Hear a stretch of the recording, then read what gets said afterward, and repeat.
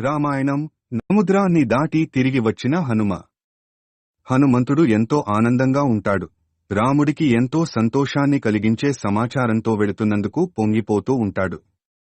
రాముడి పరాక్రమాన్ని తక్కువగా అంచనా వేసిన రావణుడికి దూతబలం ఏపాటిదో తెలియజెప్పినందుకు సంతృప్తితో ఉంటాడు.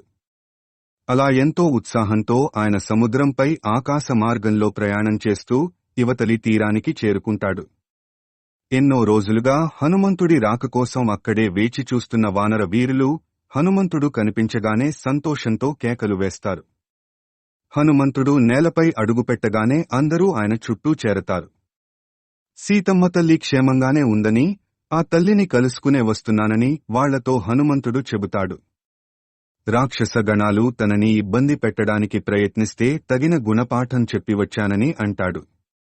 సీతమ్మ తల్లి పరిస్థితిని చూసి తనకి చాలా బాధ కలిగిందని, రాముడే వచ్చి తనని తీసుకెళ్లాలని ఆ తల్లి ఆవేదన చెబుతాడు.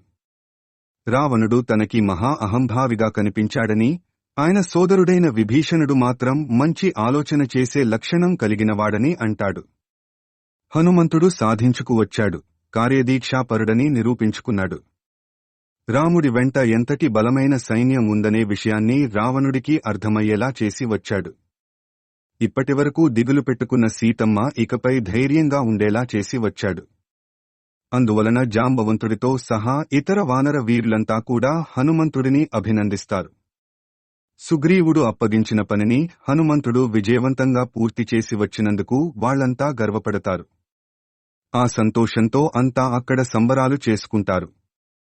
దక్షిణ దిక్కుగా వెళ్లిన హనుమంతుడి కోసం రామలక్ష్మణులు ఎదురుచూస్తుంటారు.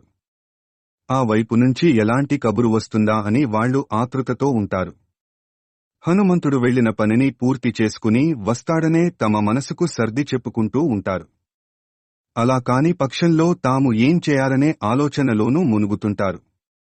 అలా సీతాదేవికి సంబంధించిన ఆలోచనలో వాళ్లు సతమతమైపోతుండగా బయట ఏదో అలికిడి అవుతుంది. హనుమంతుడు ఇతర వానర వీరులతో కలిసి రావడం చూసి ఒక్కసారిగా వాళ్లకి ప్రాణం లేచొస్తుంది.